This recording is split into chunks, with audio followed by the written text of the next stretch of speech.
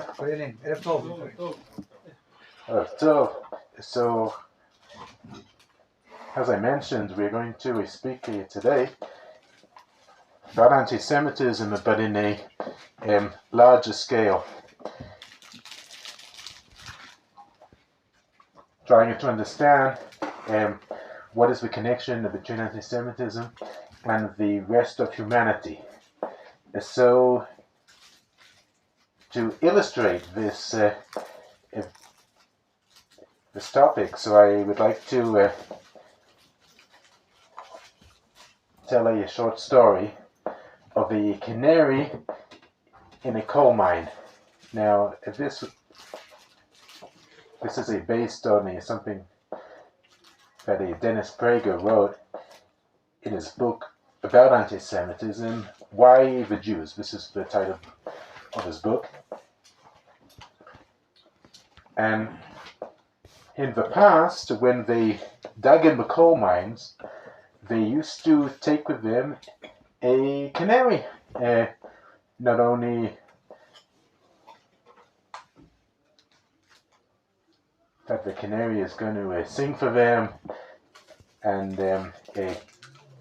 give them a good time down below, but it was specifically to warn them of the poisonous gases that many times were in the coal mines. And then if something happened to the canary, so they knew that it's dangerous to be in the coal mines. So Dennis Prager says that the Jews are actually the canary of the humanity, because that when the Jews are threatened, so this is a sign that there is a vital threat for the rest of humanity. And so the question is, why is the hatred towards Jews a threat and a danger for humanity? Why do you think? What is the connection? I think if I'm not mistaken, it's in the Gemara that we are the heart of the world. Mm-hmm. If you take out the heart of the body, I think we all know what's going to happen to the body. Mm-hmm. That's completely related to the world. If we take out the Jewish people from the world, there we have the world. No more world. Beautiful explanation. That the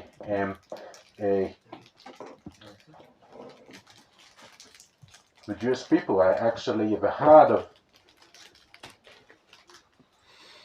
humanity, and if something happens to the Jewish people, so it actually reflects on everyone. That's a beautiful answer. More answers, more suggestions. What do you think? Suggestions.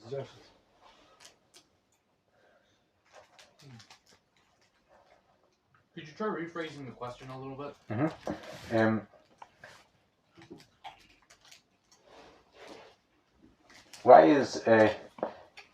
Why should anti-Semitism not only concern the Jewish people?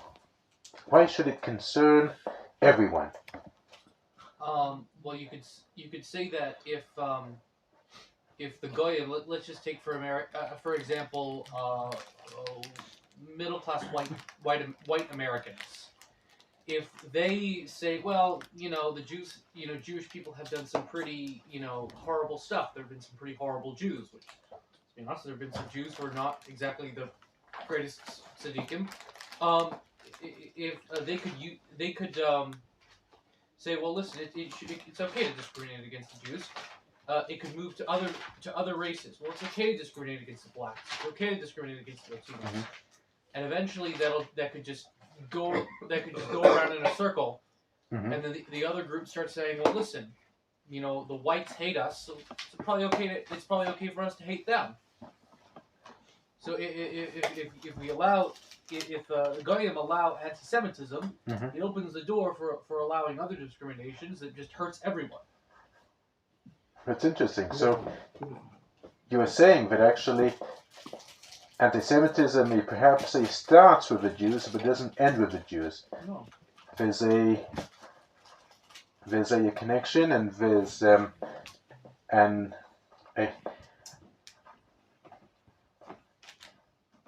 it could form waves of a hatred. Okay, very nice. Yeah. More explanations, more ideas.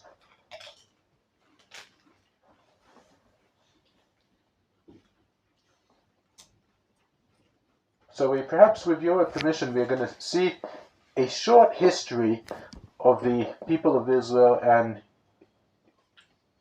humanity. It is something extraordinary, like it is just one verse in the Torah, and it actually tells the whole history of mankind.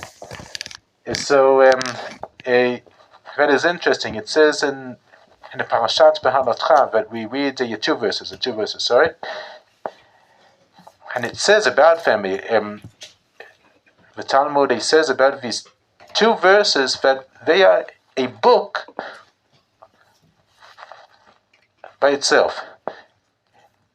And these are famous verses because when you sing it every Shabbat, Vahi bin Soaron, Vayomer Moshe, right? So Kuma Hashem, ve'afutzu oivecha ve'anusu v'misonecha mipanecha. Uvenucho yomar, Shuva Hashem revivot alfei Yisrael. So Rabbi Hirsch, that you could see in the picture here, he has got a beautiful commentary on the Torah. I highly recommend it. I'm sure that it's in this library. It is. There's one over there. Great. So it's very, very interesting. He's got beautiful insights. Rabbi Hirsch lived in Germany just about like 150 years ago. He lived in Frankfurt, and he actually taught the famous way of a Torah im derech eretz, that one should also study Torah, but also have an occupation. So Rabbi Hirsch actually calls these two verses, and you could see it in section B,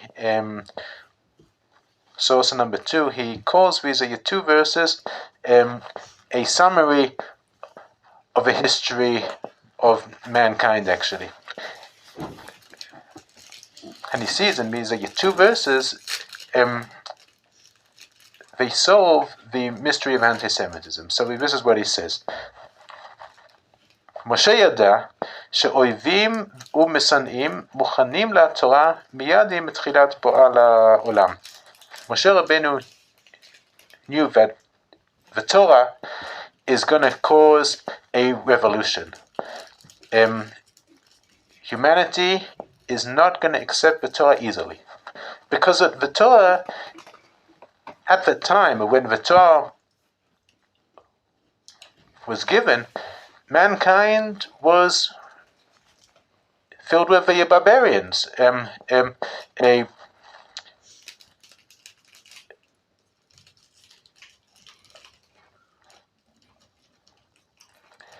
There was the Hammurabi Code, which was written 4,000 years ago at the time of Abraham. But whoever reads the Hammurabi Code, he can see that it actually teaches, and it tells of a very different form of justice system than the Torah. For example, I am just going to give an example from the Hammurabi Code. It says that if somebody builds a house, okay, and then he sells it to a different person, and the other person son died because of something was wrong in the construction of the house. So the court has to kill the son of a builder. So one could see that it is a completely different system of justice. It is a system based on cruelty. It says that if a slave runs away, so anyone who assists the slave is sentenced to death. And then in the Torah, it says that one isn't allowed to bring back a slave after he ran away. One cannot return him to his master, because the Torah believes in freedom, that all people deserve a freedom. What did you want to ask? I'm just cleaning up. Ah. Oh yes. So you said it's a system based on cruelty. Mm-hmm. From the way you described it, I would say it's a system based on revenge. So you're killing this because your son died. You're killing the son of the builder because this man helped your slave escape. Slave, you're going to kill him to set an example. Mm-hmm. That seems a better word would be to seek revenge, rather than to seek justice or to seek or preventative punishment. That's right. The Torah is the Torah of kindness. We're there. That is, we have to pay the worker on that day. We also have laws that we have to feed the slave before us, and we have to have the same standard of living for us, and the slave has the same standard of living. It shows us that the Torah is, I think, one of the, if not the only ruling that we have to really have kindness in the world. Not bring out these things of revenge, of killing, of cruelty, of aghzariyut. That's right, and that is a very good way to define the difference. That the Torah believes in loving kindness, justice, tikkun, instead of a revenge. So Rabbi Hirsch says that Moshe Rabbeinu knew that the moment that the Torah is going to appear in the world, it is going to cause a reaction. Okay, the nations of the world are not going to accept it, because all the nations around were barbarians. They were idol worshippers. They committed the most terrible things. They believed in murder and oppression, and the Torah was actually a revolution, and you could see that throughout the history of the Jewish people, during the exile of the 2,000-year exile in Europe, Christian Europe, and in Muslim countries, the whole world was completely different. There were no rights, human rights. There was nothing like the Declaration of Independence of the United States, that it says that all people are created in the image of God. That is something completely new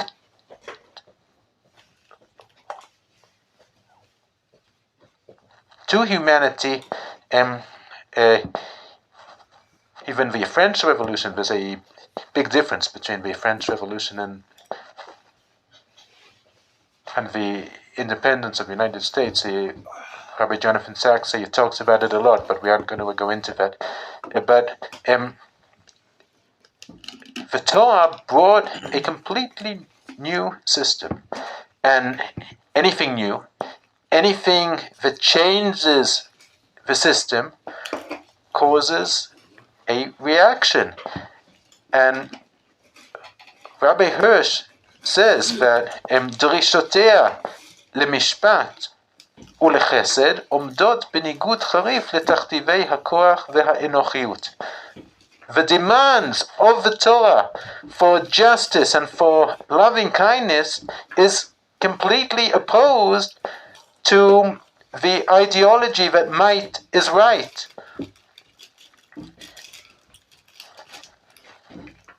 The ideology of selfishness.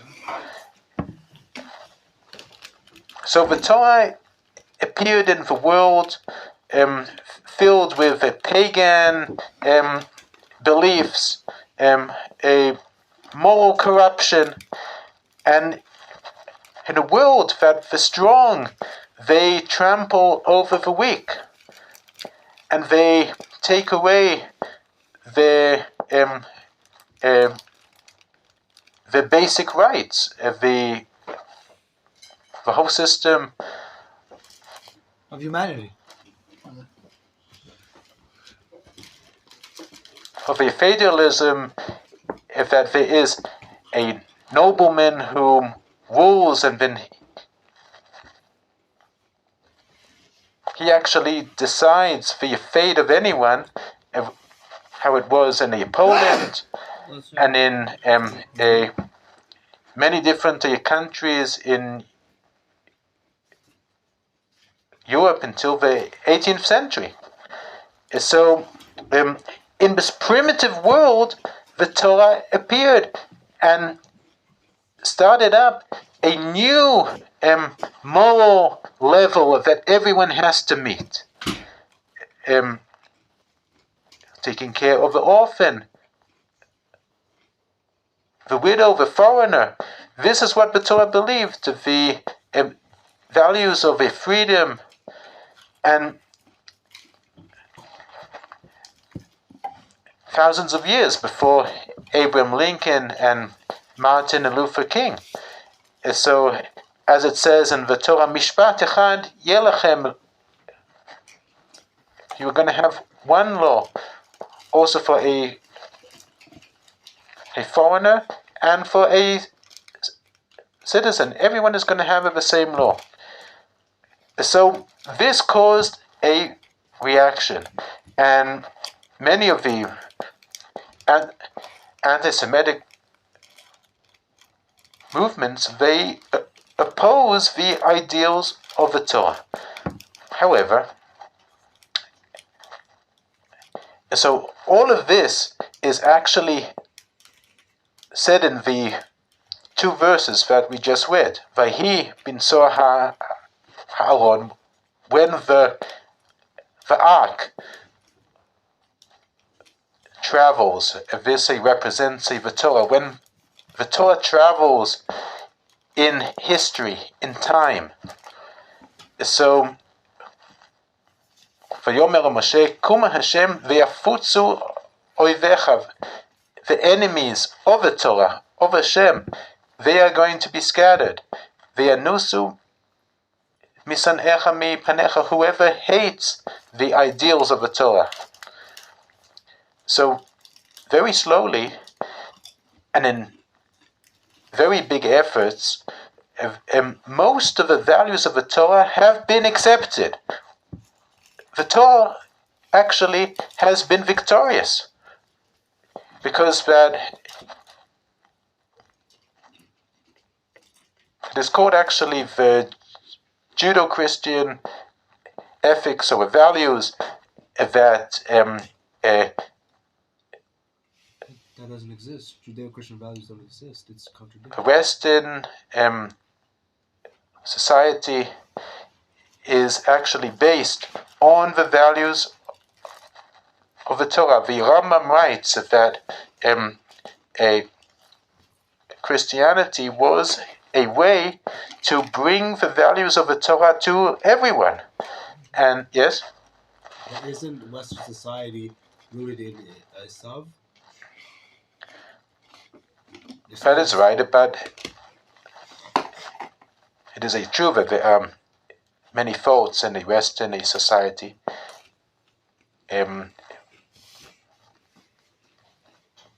especially postmodernism nowadays, and liberalism in different forms. But the basic values of human rights, this is something that has never been talked about since the American Declaration of Independence. This is something new, and this came about because of the Torah. And if you read what the founders of the United States said, they actually based their ideas of a freedom on the Tanakh. They said that there was a suggestion of a Thomas Jefferson for the Great Seal of the United States, and on the Great Seal it should have been the Israelites crossing the Red Sea, and the Egyptians drowning in the Red Sea. And then Thomas Jefferson wrote, rebellion to tyrants is obedience to God. So they understood that the story of the Exodus is actually their story. They looked at the Tanakh and they saw that they are actually reacting the stories of the Tanakh. The British were the Egyptians. The Israelites were the Americans at that time. And the whole story of the Exodus, going into the Promised Land, was actually North America. And they believed that they were reacting the story of the Exodus. And what? I'm actually getting into it. Here's something. It's just not the same. It's the God did not command them to do it. It's not their homeland. It's very different. I'm sorry. My apologies. That's right. That's right. It is true that it is very, very different. But the idea that they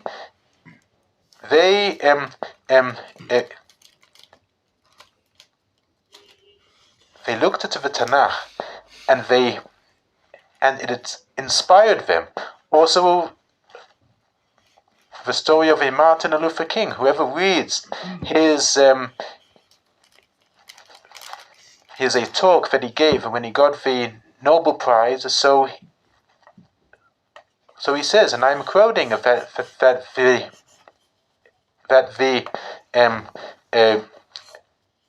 current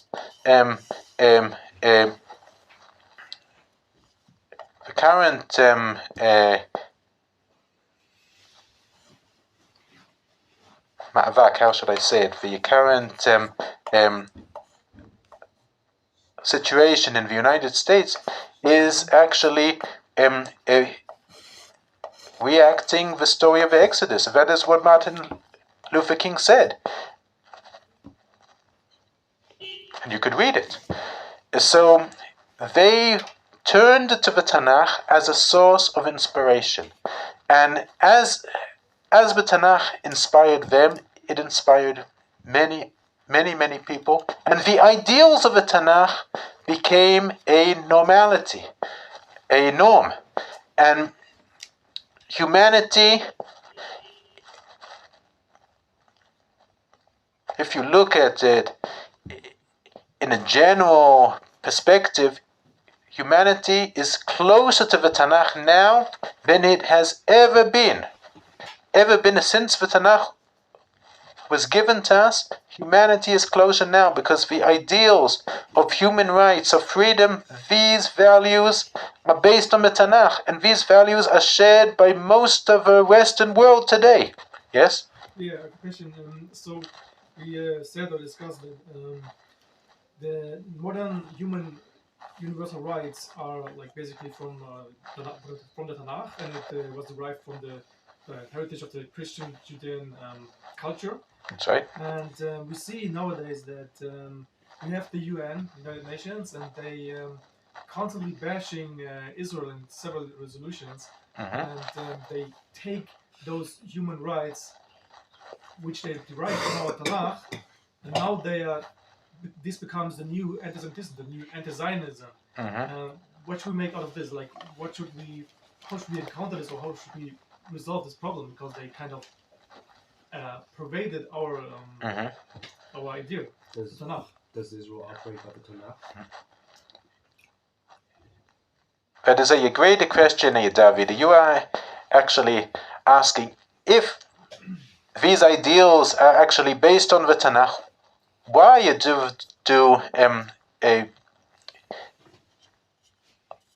do we see that the United Nations condemns Israel based on the ideals of the human rights and so forth? So, that is a very good question. Maybe to ask another question behind that is maybe they bash Israel in this way because we are not the ideal state we should be, and they kind of take us accountable for that. Like, I don't know what to say. They judge us on our own morals, kind of try to push us into the right direction by doing that. Kind of. If that makes sense. That's interesting. It absolutely does make sense. You were saying that this is, of course, it isn't intentional. It is a subconscious. That they see that the chosen people, the nation of Israel, comes back to the land of Israel. And instead of living the Tanakh, we create a secular state and we try to be like every other country. And then they are saying, wait, you are supposed to lead mankind. You are supposed to be an inspiration. You are supposed to be a moral lighthouse, a light unto the nation. And instead, we see a secular state like all of the other states, but try to be like everyone else. And they are constantly saying, no, you are not like all the other nations. You're supposed to be different. So that's a beautiful answer. I think that there are different answers to this question in my booklet over here. So I dealt with this issue. Yes. What do you mean by Judeo-Christian values?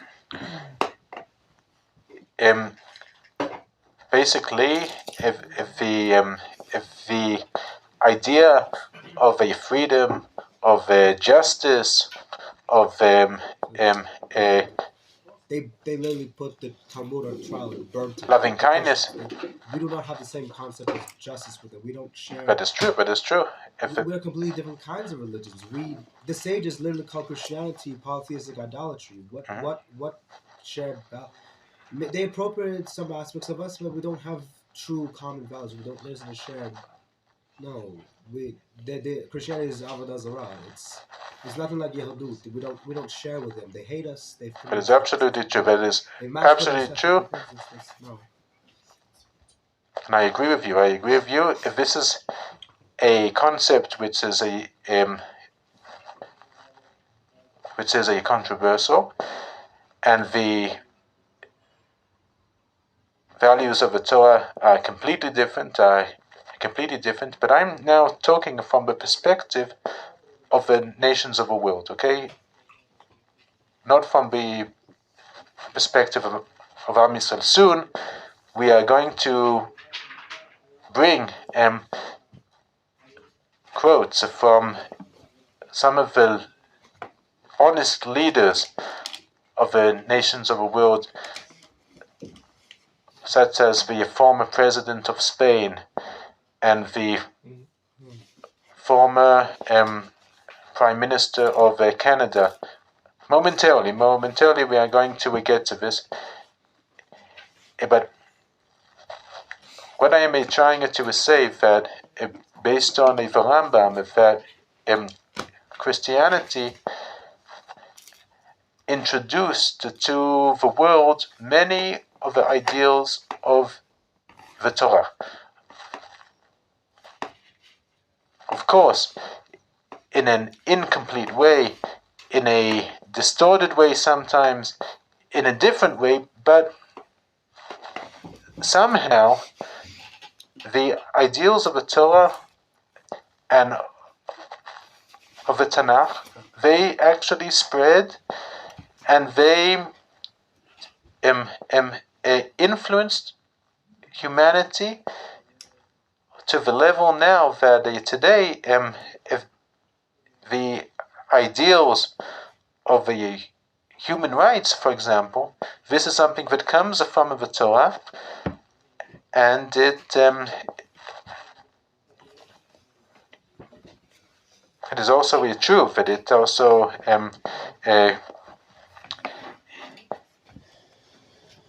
came about to the world by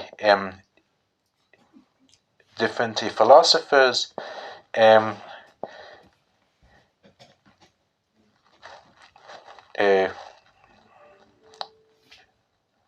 secular philosophers as well.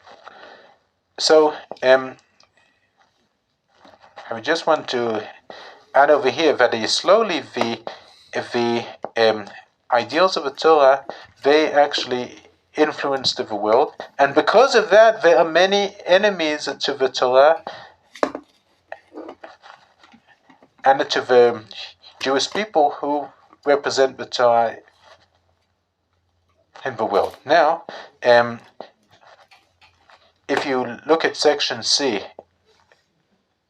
the honest leaders of the nations, okay? And this is interesting because I mentioned the Prime Minister of Canada and of Spain, the former Prime Ministers. So, whoever fights against the Jewish people is actually trying to uproot the moral foundations of all of humanity. And that's why there are honest leaders among the nations of the world who understand this, and they fight against anti-Semitism in order to protect the values of morality. For example, the Prime Minister of Canada, Stephen Harper, so he said in a gathering in Ottawa, in a conference combating anti-Semitism. So he says, here we could see in the footnote number 2, history shows us, and the ideology of the anti-Israeli mob tells us all too well, if we listen to it, that those who threaten the existence of the Jewish people are a threat to all of us, not only to the Jews.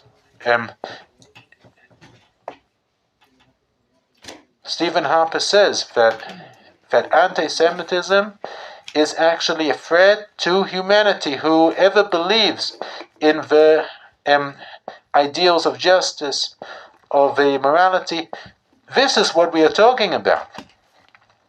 And if we continue, the Prime Minister of Spain, Jose Aznar, he wrote an article in the Times. You could see in the footnote in number 3. Support Israel. If it goes down, we all go down.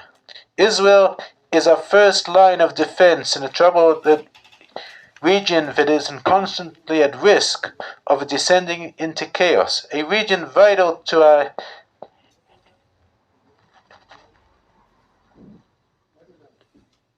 energy owing to our overdependence on Middle Eastern oil. They like us because they want to use us. Wait, continue. A region that forms the front line in the fight against extremism. If Israel goes down, we all go down.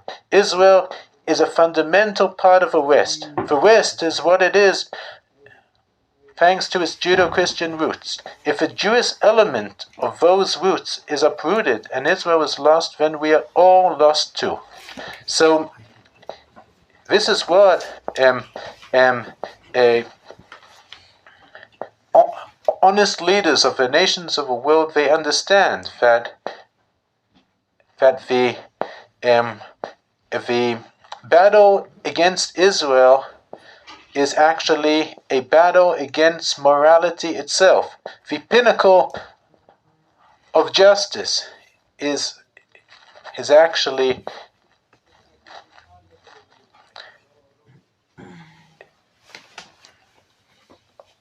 what the anti-Semites are trying to uproot.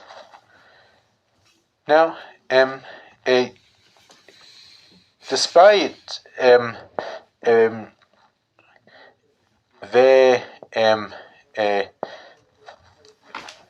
despite that they are trying to uproot the values of the morality of the Torah and to bring the world back to the law of the jungle, the Torah is going to be victorious.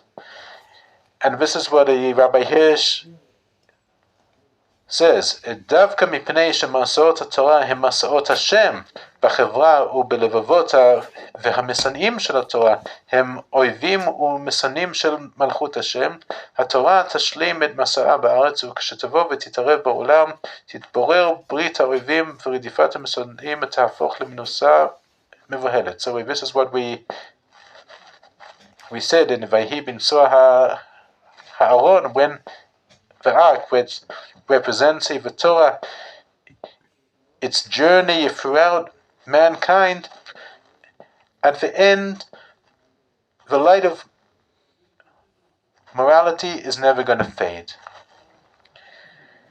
And the nations of the world, all of the nations of the world, not only that the Torah is not going to have any enemies, all of the nations of the world, all of mankind are going to feel that the Torah is an inspiration, and we're going to accept the values of a justice and immorality, the values that are connected to them, and they are going to appreciate the nation of Israel. As it says in the prophecy of Zechariah, v'nilvu goim rabim el Hashem b'yom hahu v'hayu li le'am v'shahanti b'tochech. Now, there is something more that we have to understand tonight. And it is something very, very important. You could see it in E. The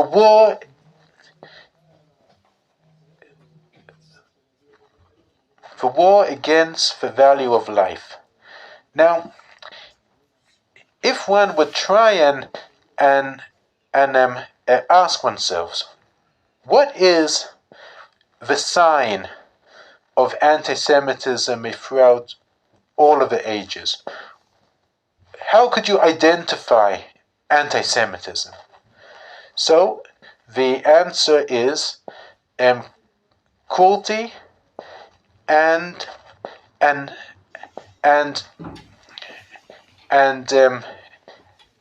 not appreciating the value of life.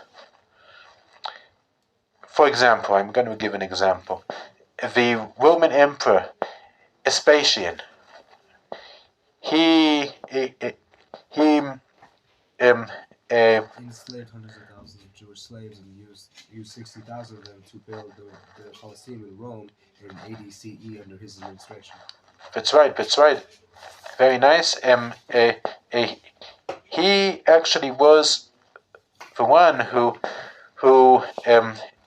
stopped in the most cruel way the great rebellion, which ended with the destruction of the temple, and he murdered hundreds of thousands of the nation of Israel, and he was the same one who built the Colosseum in Rome. Now, the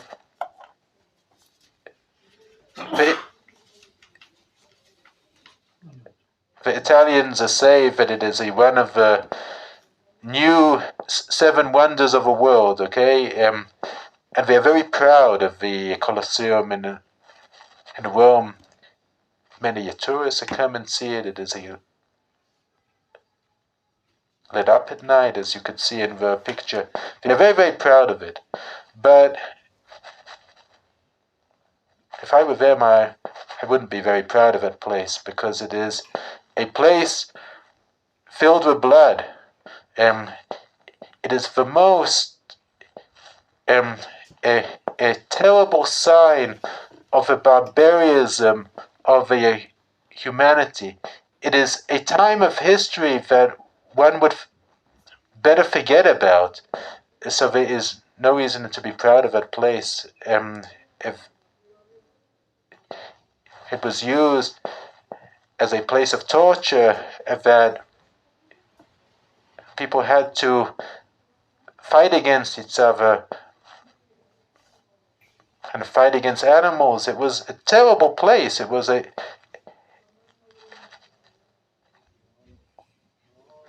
place of bloody executions. So the same Vespasian, who was one of the greatest anti-Semites, who destroyed the temple and murdered hundreds of thousands of people, he was the same one who built that terrible building. So you could see that the war against the Jews is actually the war against the value of life. And the nation of Israel actually sanctifies the value of life. Lo amut ki ehyeh va'asaper ma'aseyah. I am not going to die. I am going to live. I am going to tell the wonders of Hashem. Life is so important in Judaism that even one moment of life, it has got a value that no one can begin to understand. That is why if somebody is about to die, one isn't allowed to do anything that can bring his death closer. That's according to the Halacha, and it is in the Rambam and the Maimonides. And then whoever kills a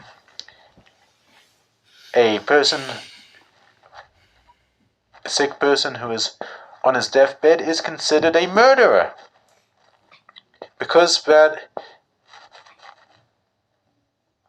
a sick person who is about to die is considered, every moment that he has life in him, no one could begin to understand the value of life.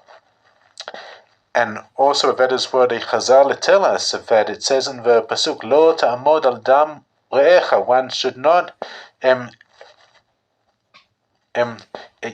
stand aside, one should not be indifferent when he sees someone who is in danger. The Rambam says that if somebody sees that a person is running and people are trying to kill him, he has to do whatever he can in order to save him. If somebody sees that a friend is drowning,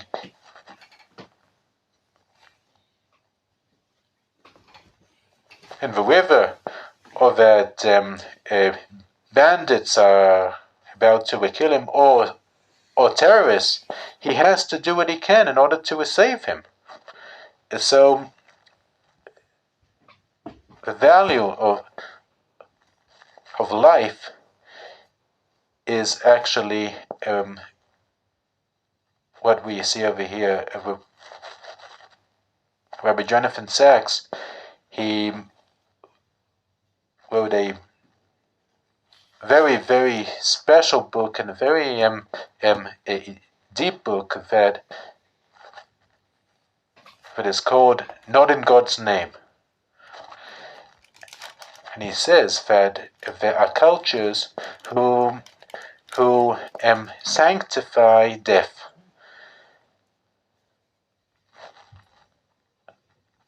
Like the ancient Egyptians, they sanctify death. By putting them into like a mummy. That's right. They actually Embalmed them. put in those caves. They put live servants. They buried them alive, and they put food and all kinds of things. If they just found a 4,000-year-old pot of honey that is still in a great condition, but you found it in Egypt. So Honey never spoils. there are cultures that they sanctify death.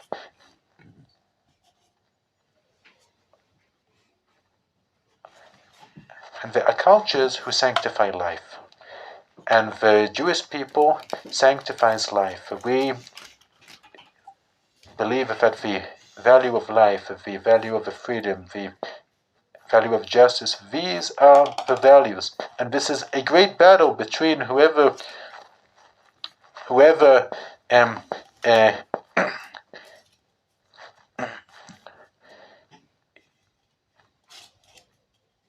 uses missiles in order to save women and children, or cultures who put women and children in order to save their missiles.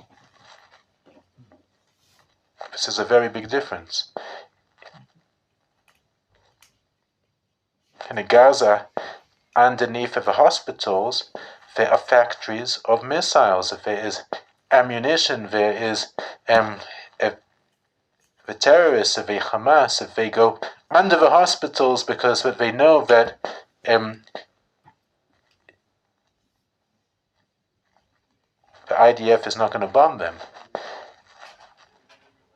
And they are prepared to send their rockets to kindergartens, to hospitals in Israel. So this is a big battle between those who sanctify death and those who sanctify life. And we sanctify life. The Torah believes in life. So if you return to page 5, and then we're going to finish by this.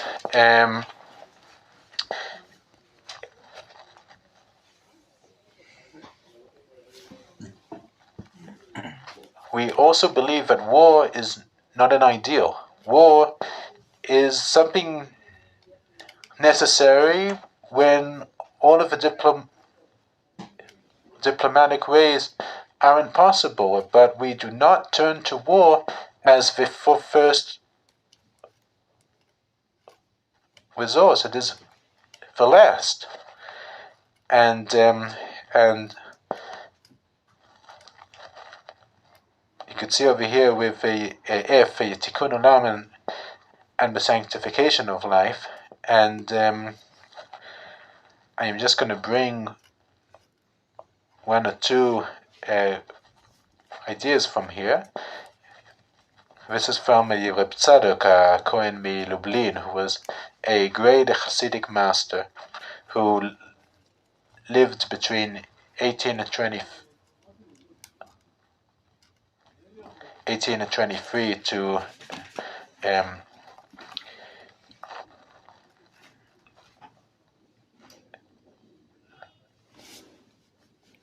beginning of the 20th century. And he says that, and he says over here,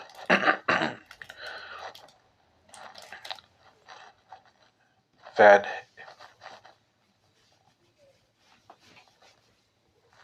if you will remember in the first lesson that we talked about anti-Semitism, and this is the final lesson about anti-Semitism, but in the first lesson we talked about Avraham Avinu, that he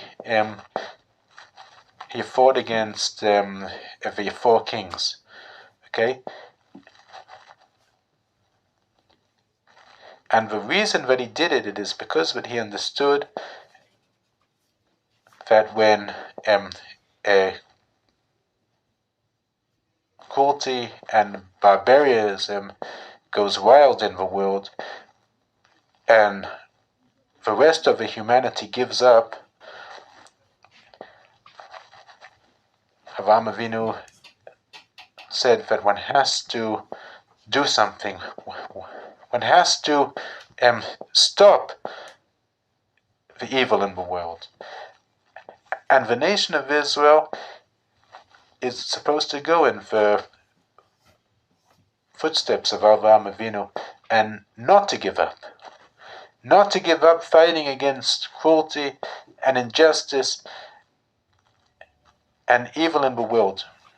And because what we strive to fight against the good in the world, we are a threat to those who believe in death, in destruction, in evil. So this is a very big battle on the fate of humanity. Is humanity going to be ruled by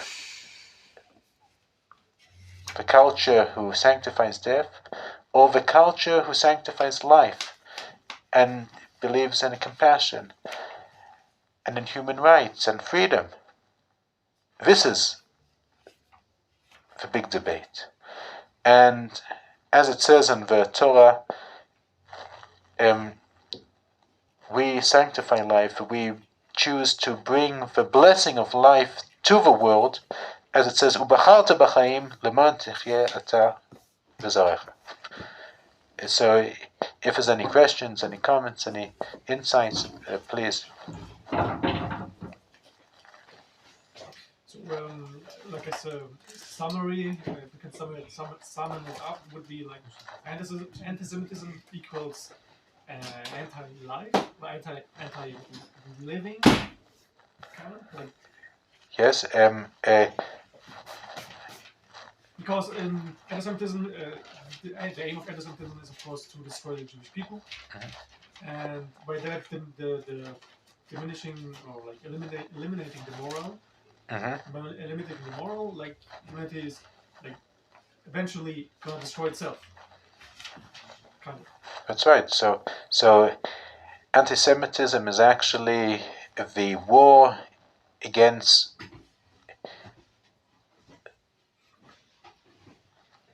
the values of the Torah and of its representatives in this world, which are the Jewish people. The values of the Torah are the values of life, sanctification of life, freedom, human rights, and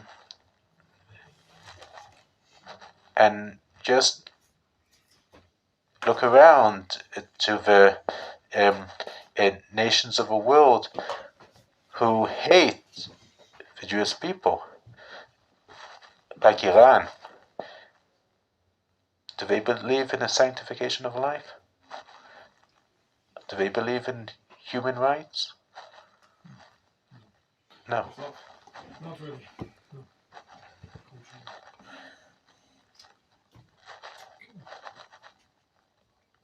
Okay, so good evening, everyone. Thank you very much, Rob. Thank you. Valuable. Thank you.